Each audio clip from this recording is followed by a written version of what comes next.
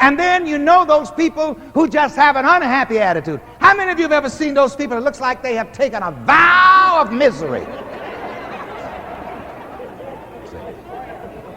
And I'll tell you something about those miserable people. You know something?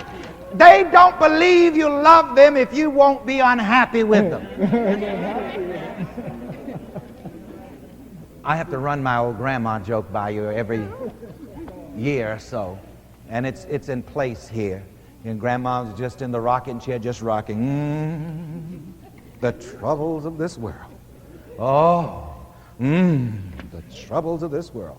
So a little kid comes by and says, Grandma, how come you're moaning and groaning like that? Says, oh, troubles of this world. Grandma, how come you're always moaning and groaning? Grandma stopped rocking and shook her finger in his face and said, now listen here, let me tell you something.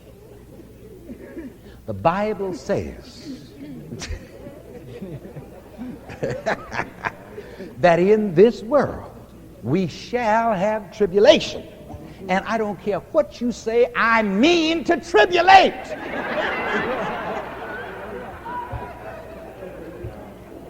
And there just seem to be people who are like that. They just mean to tribulate.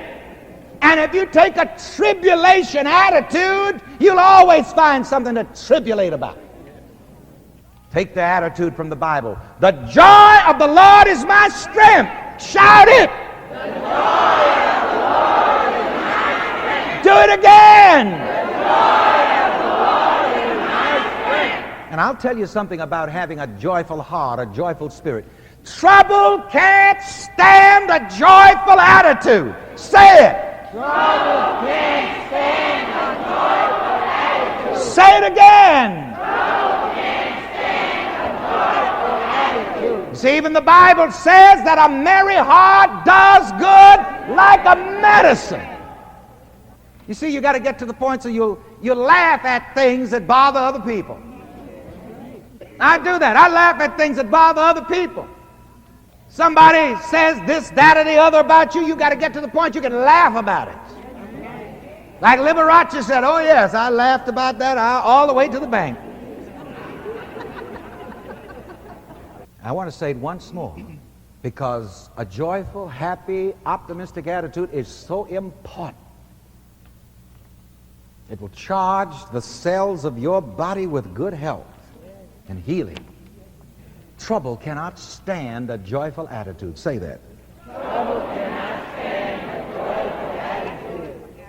Now, let us affirm also, I go forth into life with a loving attitude. I go forth into life with a loving attitude. Say it again. I go forth into life with a loving attitude. And whenever you face situations and circumstances that do not seem loving, you go with a loving attitude. I heard somebody giving their testimony in another church some time ago and was telling about a very disagreeable person that he had to deal with. And he said he made this affirmation. He said, I am going to love the hell out of him. Isn't that something? I bet you don't have enough religion to say that. Come on, let's say it. I am going to love the hell out of him. And he did this silently. He didn't make any big display about it. Just silently in his heart, he just loved the person. Oh, I'll never finish quoting Emmett Fox's line. If you could only love enough, you would be the happiest, the most powerful person in the whole world. That one place in the Bible where we have a 3-word definition for God says what? God is love. I don't think very many people understand the potency of that. Say that. God is love. And you see, when you love, you're dealing with God. When you bring love into a situation, you bring God into the situation. All right. Go forth into life with a successful, prosperous attitude. So shout with me, I go forth into life with a successful, prosperous attitude.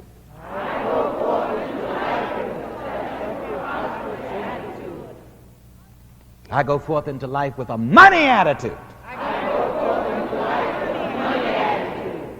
All right, you may sit down for a few minutes. Here's some questions to consider, additional questions to consider that I have here on your lesson sheet. Some of them we've dealt with already. What is my attitude toward myself? What is my attitude toward other people?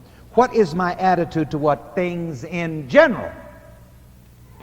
Now, I underlined in red these 3 lines, these 3 sentences that I'm going to read to you now from the lesson notes. My future is in my present attitude. Gosh.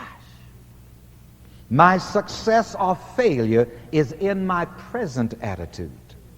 My entire fate in general and in particular is in my present attitude. Now, right now, we're going to do some fortune telling. A lot of people come here, you know, they says, Reverend Ike, I want you to give me a reading. They used to do that a lot when I was at the Sunset, you know. And they do that a lot in California. They want a reading. So I'm going to teach you how to do your own reading. I'm going to teach you how to read your title clear. You want to know what your future is going to be? My future is in my present attitude. Say that to yourself. My future is in my present attitude. Now that's interesting. So examine your present attitude. Is it healthy? Is it happy? Is it loving? Is it successful? Is it prosperous? Is it positive? Then you can prophesy, because your attitude again is a prophet. My attitude is a prophet. Say that. My attitude is a prophet. We can change the words around a little bit and apply this on a broader level. My future is in my present thought about myself. Let's hear it. My future is in my present self-image. See? So read your self-image, and it'll tell you what your future is going to be. Because to tell you the truth, in the subconscious level of mind, there is no future anyway. It's always now. So even the future is in the present. Oh, catch that. Say with me, even the future is in the present.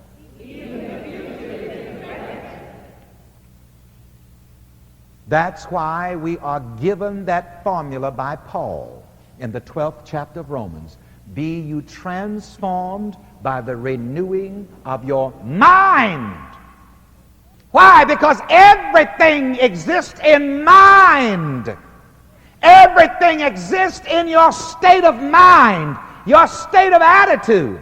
And if you don't like your state of experience, you can change your state of experience by changing your state of mind, your state of attitude. My future is in my present attitude. Again? If you have a failure attitude, that is a prophecy of what? Failure. If you have an optimistic, successful attitude, that is a prophecy of success. Isn't it good to know that? Isn't it good to know that? My success or failure is in my present attitude. My entire fate in general and in particular is in my present attitude. Now here's this last statement before the final prayer treatment at the bottom of your lesson notes. This is a quotation by Reverend Ike. There is nothing in my future but the outcome of my present attitude. Whew. Ain't that heavy? I said, ain't that heavy? You see, you don't have to go to the witch doctor now to know what your future is going to be. All you have to do is ask yourself, what's my present attitude? And if you're doing stinking thinking, you're going to have some stinking experience. We can play with the wordology here a little bit. There is nothing in my future but the outcome of my present beliefs. Say that.